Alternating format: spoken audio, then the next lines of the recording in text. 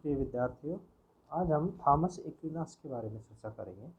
Thomas Aquinas एक ऐसा राजनीतिक विचारक था जिन्होंने मध्य युग के बारे में अपने विचार स्थापित किया। उन्होंने ईसाई चर्च की शिक्षाओं और अरस्तू के दर्शन के बीच में सामंजस्य स्थापित करने की कोशिश की।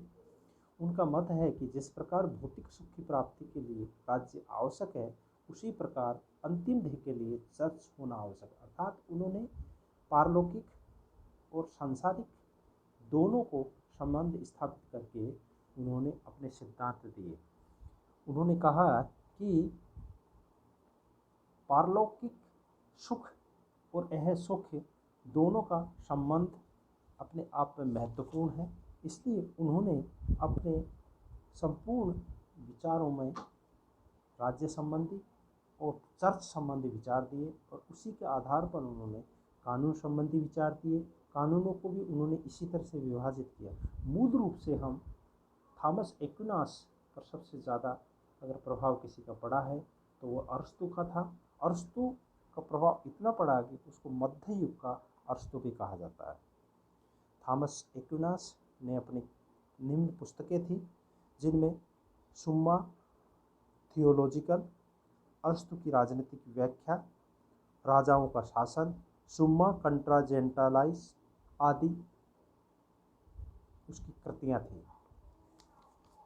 थॉमस एक्विनास के राज्य संबंधी विचार महत्वपूर्ण हैं। उन्होंने कहा कि राज्य की उत्पत्ति किस तरह से हुई। थॉमस एक्विनास ने कहा, अरस्तू के इस विचार से सहमति प्रकट की कि राज्य एक प्राकृतिक, एक स्वाभाविक संस्था है। अतः राज्य का अस्तित्व शुभ और जीवन प्रदान करने के लिए है। अतः राज्य इहलौकिक जीवन को सुखमय बना सकता है।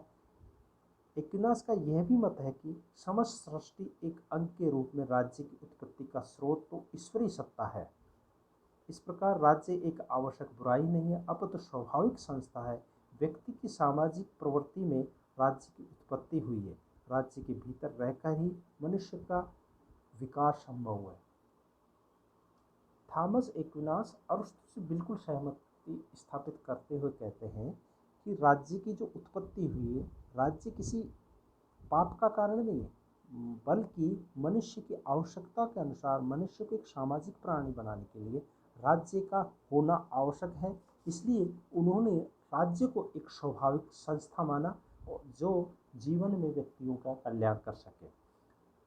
राज्य की प्रकृति के बारे में थॉमस एक्विनास कहता है, राज्य अपनी प्रकृति से नैतिक संस्था है। उसका उद्देश्य व्यक्ति के जीवन को शुभ बनाना है। उसे व्यक्ति के सामाजिक और भौतिक सुखों में वृद्धि करना चाहिए। इससे मनुष्य के जीवन में पूर्णता आएगी। उनका मत है कि मानव जीवन की पूर्णता के लिए उनके भौतिक पक्ष के साथ साथ आध्यात्मिक पक्ष को भी महत्व दिया जाना चाहिए। थॉमस एक्विनास कहता है, राज्य की प्रकृति भी इस तरह से होनी चाहिए कि उसका अस्तित्व ही केवल मानव के कल्याण पर टिका हुआ है। इसलिए राज्य को हमेशा पारलौकिक और यहाँ के लिए व्यक्ति को स्वतंत्र करना चाहिए और व्यक्ति के स्वभाव के अकॉर्डिंग उनको अपना व्यवहार करना चाहिए। राज्य के कार्य के बारे में कहता है थॉमस एक्विनास इस प्रकार कहता है कि आंतरिक शांति व्यवस्था बनाए रखना, बाहरी आक्रमण से रक्षा करना, राज्य की एकता और अखंडता की रक्षा करना, कानून की व्यवस्थाएं करना, न्याय कार्य करना, सड़कों की साफ सफाई करना, आवागमन को डाकुओं से सुरक्षित रखना, सिक्के चलाना, नाप तोल की व्यवस्था करना, गरीबों के भरण पोषण की व्यवस्था करना राज्य का प्रमुख कार्य है। संक्षिप्त में वह कहता है, राज्य का प्रमुख कार्य केवल व्यक्ति की बुराइयों से बचाना नहीं है, अपितु व्यक्ति के भौतिक और आध्यात्मिक विकास में सहयोगी परिस्थितियों प्रदान करना है। सेबाइन के अनुसार थॉमस एक्विनास राज्य और शासक का प्रमुख कार्य है उत्तम जीवन की प्राप्ति में बाधक सभी असंभव बाधाओं को हटाना। राज्य का प्रमुख कार्य वो बताता है कि व्यक्ति के जीवन में जो भी संकट आते हैं, जो भी परिस्थितियाँ आती है, उनको सर्वनाश करना ही राज्य का सबसे महत्वपूर्ण कार्य है। थॉमस एक्विनास राज्यों का वर्गीकरण भी इस प्रकार करता है कि